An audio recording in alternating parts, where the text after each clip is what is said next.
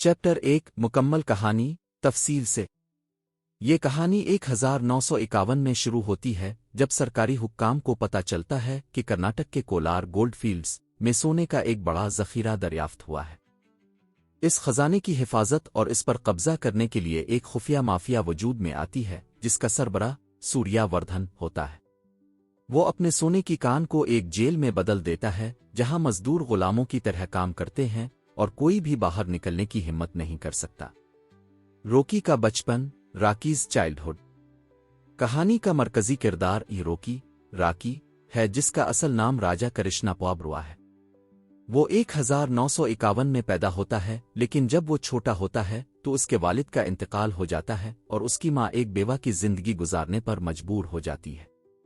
गुर्बत के साये में पलने वाले रॉकी का ख्वाब था कि वो दुनिया पर राज करे, और उसकी माँ भी चाहती थी कि इसका बेटा एक बहुत बड़ा आदमी बने। बम्बे की गलियों में rise of Rocky in Bombay. Rocky बचपन से ही एक बहादुर और बेखौफ लड़का था।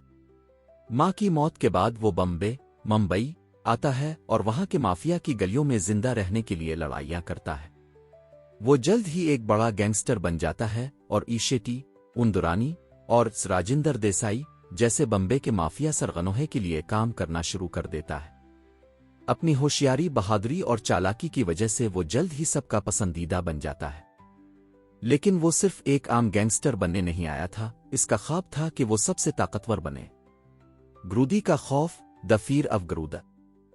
इसी दौरान कर्नाटक में सूर्यावर्धन की मौत हो जाती है और उसकी सल्तनत का कंट्रोल उसके बेटे ग्रूदी के हाथ में आ जाता है। ग्रूदी एक जालिम हुक्मरान है जो को गुलामों की बस्ती में तब्दील कर देता है। वो वहां के मजदूरों को कैदी बनाकर रखता है और जो भी इसके खिलाफ आवाज उठाता है इसे फौरन मार दिया जाता है। रॉकी की बम्बे से तक entry, Rockies entry into. Rocky की ताकत और बहादुरी की वजह से एक खुफिया गिरोह इसे ग्रूदी को मारने का काम देता है। ये गिरोह सूर्यावर्धन की सल्तनत के कुछ पुराने लोग थे जो ग्रूदी के खिलाफ थे। वो जानते थे कि रॉकी ही वो आदमी है जो ग्रूदी को खत्म कर सकता है।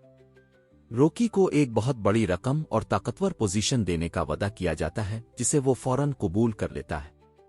रॉकी का में दाखिला, रॉकी इन। रॉकी को में एक मजदूर के तौर पर दाखिल किया जाता है। वहां जाकर इसे अंदाजा होता है कि लोगों की हालत बहुत खराब है। वो रोजाना गुलामों की तरह काम करते हैं और उन पर सख्त जुल्म किया जाता है। वहीं इसे राजा नाम का एक बूढ़ा आदमी मिलता है जो इसे बताता है कि वो कई सालों से यहां कैद है और ग्रूदी को कोई भी खत्म नहीं कर सकता। रॉकी की बगावत, रिवोल्ट ऑफ रॉकी। रॉकी जल्द ही वहां के मजदूरों के दिल में अपनी जगह बना लेता है। वो उन्हें आजादी का ख्वाब दिखाता है और कहता है कि अगर वो सब मिलकर खड़े हो जाएं तो ग्रूदी को शिकस्त दी जा सकती है। लेकिन मजदूर बहुत डरे हुए थे। ग्रूदी का कत्ल, असैसिनेशन ऑफ गरूदा। एक दिन ग्रूदी अपनी सालगिरह के मौके पर एक बड़ी तकरीब का इनेकाद करता है जहां रॉकी भी मौजूद होता है।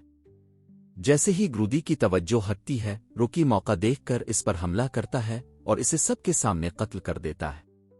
ये लम्हा की तारीख बदल देता है। कहानी का इख्तिताम, एंड ऑफ चैप्टर 1। ग्रूदी की मौत के बाद में एक नया अहद शुरू होता है, लेकिन कहानी यहां खत्म नहीं होती। ग्रूदी के बाद उसके हामियों और दूसरे दुश्मनों की एंट्री होती है जो रॉकी के लिए एक और बड़ा चैलेंज बनने वाले थे। ये थी चैप्टर 1 की मुकम्मल कहानी। चैप्टर 1 मजीद तफसीलात और गहराई। पिछली कहानी। हम जानते हैं कि रॉकी एक आम गिल्ली के गुंडे से कोलार गोल्डफील्ड्स के हुक्मरान तक का सफर तय करता है। इसने ग्रूदी को कत्ल कर दिया जो कि एक जालिम हुक्मरान था और खुद को मजदूरों का निजात दहिंदा साबित किया। लेकिन पर कब्जा इतना आसान नहीं था क्योंकि ग्रूदी की मौत के बाद एक नया खेल शुरू हुआ। ग्रूदी के कत्ल के बाद में हलचल, केआस आफ्टर ग्रूदा's डेथ। ग्रूदी के कत्ल के फौरन बाद में एक शदीद हलचल मच जाती है। वहां मौजूद ग्रूदी के सिपाही और हिमायती बदले की आग में जलने लगते हैं। रॉकी को सब खत्म करना चाहते थे, लेकिन वो जानता था कि अगर वो खौफजदा हो गया तो उसके हाथ से निकल जाएगा।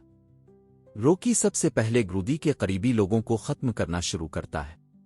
वो एक एक करके इन दुश्मनों को मार देता है जो ग्रूदी के सबसे बड़े हामी थे। میں اب بھی کچھ ایسے لوگ تھے جو گرودی کے خاندان کے وفادار تھے، لیکن روکی نے اپنی چالاکی اور بہادری سے ان میں سے بیشتر کو آتو ختم کر دیا، آپ نے ساتھ ملا لیا۔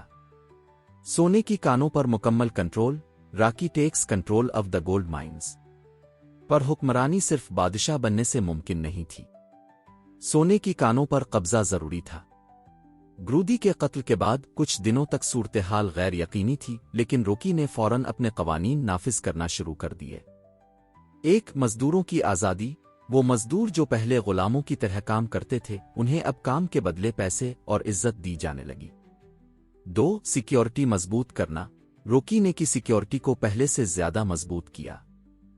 اس نے اپنے وفادار ساتھیوں کو ذمہ داری دی کہ کوئی بھی دشمن اندر داخل نہ ہو سکے۔ تین، معاشی استحکام۔ سونے کی کانوں سے نکلنے والے خزانے کو نئے سرے سے تقسیم کرنے کا ایک نیا نظام بنایا گیا تاکہ ہر کوئی خوش رہے۔ روکی نے کے اندر اپنا راج مضبوط کر لیا، لیکن خطرہ ابھی ختم نہیں ہوا تھا۔ ادھیرا کی واپسی کی خبریں۔ دی فیر آف ایڈیرا۔ میں سب سے بڑا خطرہ ادھیرا تھا، جو کہ سوریا وردھن کا بھائی تھا اور گرودی کا چچا تھا۔ سب کو لگتا تھا کہ ادھیرا مر چکا ہے، لیکن اصل میں وہ زندہ تھا اور اپنی طاقتور فوج کے ساتھ کسی بڑے موقع کا انتظار کر رہا تھا۔ ادھیرا ایک ظالم جنگجو تھا، جس کی حکمت عملی اور شفافیت کی وجہ سے لوگ اس سے خوفزدہ رہتے تھے۔ جب اسے پتا چلا کہ روکی نے گرودی کو مار دیا اور پر قبضہ کر لیا تو وہ غصے میں آ گیا۔ وہ جانتا تھا کہ اگر وہ فوراً کچھ نہ کرتا تو روکی ہمیشہ کے لیے کا مالک بن جائے گا۔ روکی کا بمبے سے ناتا۔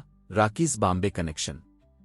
اگرچہ روکی پر حکومت کرنے لگا تھا، لیکن وہ ابھی بھی بمبے کے گینگسٹرز کے ساتھ جڑا ہوا تھا۔ وہاں کے کچھ بڑے مافیا باسز کو لگنے لگا تھا کہ روکی کے پاس اب بہت زیادہ طاقت آ گئی ہے اور وہ کسی کو جواب دہ نہیں رہا۔ ایک، اندرانی اور شیٹی ناراض ہو جاتے ہیں۔ بمبے کے بڑے مافیا باسز، جن میں اندرانی اور شیٹی شامل تھے، روکی کی بڑھتی ہوئی طاقت کو خطرہ سمجھنے لگے۔ دوز، بمبے کے مافیا کا پر قبضہ کرنے کا منصوبہ۔ کچھ مافیا گروپس نے خفیہ طور پر کے خلاف ایک سازش تیار کی تاکہ روکی کو ختم کر کے وہاں اپنا قبضہ جمایا جا سکے۔ تین، روکی کا ذہین اقدام۔ روکی نے یہ محسوس کر لیا کہ بمبے کے مافیا باسز اس کے خلاف ہو رہے ہیں، اس لیے اس نے اپنی پوزیشن مزید مضبوط کرنے کے لیے چند اہم لوگوں کو خرید لیا۔ کے اندر بغاوت، انٹرنل ریوولٹ۔ جب کوئی بادشاہ بنتا ہے تو اس کے کچھ دشمن اس کے اپنے لوگ بھی ہوتے ہیں۔ کے اندر کچھ لوگ ایسے تھے جو روکی کو پسند نہیں کرتے تھے۔ وہ گرودی کی سلطنت کے حامی تھے اور روکی کے خلاف بغاوت کرنا چاہتے تھے۔ ایک، روکی کے کچھ قریبی لوگ غداری کرتے ہیں۔ کچھ پرانے سردار جو گرودی کے ساتھ کام کرتے تھے، خفیہ طور پر روکی کو دھوکہ دینے کی کوشش کرتے ہیں۔ دو، مزدوروں کے اندر خوف پیدا کرنے کی سازش۔ بغاوت کرنے والے لوگ کے مزدوروں میں خوف پیدا کرنا چاہتے تھے تاکہ وہ روکی کے خلاف ہو جائیں۔ تین، روکی کا سخت رد عمل۔ روکی نے بغاوت کی سازش کو ناکام بنانے کے لیے فوراً سخت قدم اٹھایا۔ اس نے غداروں کو چن چن کر ختم کیا اور میں اپنی طاقت کو مزید مضبوط کیا۔ پہلا حملہ، ادھیرا کی فوج کا حملہ۔ ایڈیراز فرسٹ اٹیک آن۔ ادھیرا نے آخرکار اپنا پہلا بڑا حملہ کر دیا۔ وہ جدید ہتھیاروں اور وائکنگ طرز کی جنگی تکنیکوں کے ساتھ پر چڑھ دوڑا۔ ایک، ادھیرا کی فوج کا خونی حملہ۔ ادھیرا کی فوج نے میں گھس کر روکی کے کچھ اہم آدمیوں کو مار دیا اور سونے کی کانوں پر قبضہ کرنے کی کوشش کی۔ دوز، روکی کا زبردست دفاع۔ روکی نے اپنی بہادری اور چالاکی کا استعمال کرتے ہوئے ادھیرا کے فوجیوں کو پیچھے دھکیل دیا۔ اگرچہ یہ جنگ مختصر تھی، لیکن اس نے روکی کو بتا دیا کہ ادھیرا آسانی سے ہار مانے والا نہیں ہے۔ تین، ادھیرا کی دھمکی۔ ادھیرا پیچھے ہٹنے سے پہلے کہتا ہے کہ یہ جنگ ابھی ختم نہیں ہوئی، یہ تو صرف شروعات ہے۔ کہانی کا اختتام، اگلے باب کی تیاری۔ The end of chapter 1، beginning of chapter 2۔ روکی نے گرودی کو مار کر پر قبضہ کر لیا تھا، لیکن اب اسے کئی نئے چیلنجز کا سامنا تھا۔ ایک، ادھیرا کی واپسی۔ ادھیرا جو پہلے چھپا ہوا تھا اب کھل کر سامنے آ گیا تھا اور پر دوبارہ قبضہ کرنا چاہتا تھا۔ دوز، بمبے کے مافیا باسز کی دشمنی۔ بمبے کے بڑے مافیا باسز اب روکی کے خلاف ہو رہے تھے اور وہ چاہتے تھے کہ اسے ختم کر کے پر قبضہ کیا جائے۔ تین، اندرونی بغاوتوں کا خطرہ۔ کچھ لوگ جو پہلے گرودی کے وفادار تھے وہ اب روکی کے خلاف سازشیں کر رہے تھے۔ اگر ویڈیو اچھی لگی ہو تو چینل کو سبسکرائب کریں، لائک کریں اور شیئر کرنا نہ بھولیں۔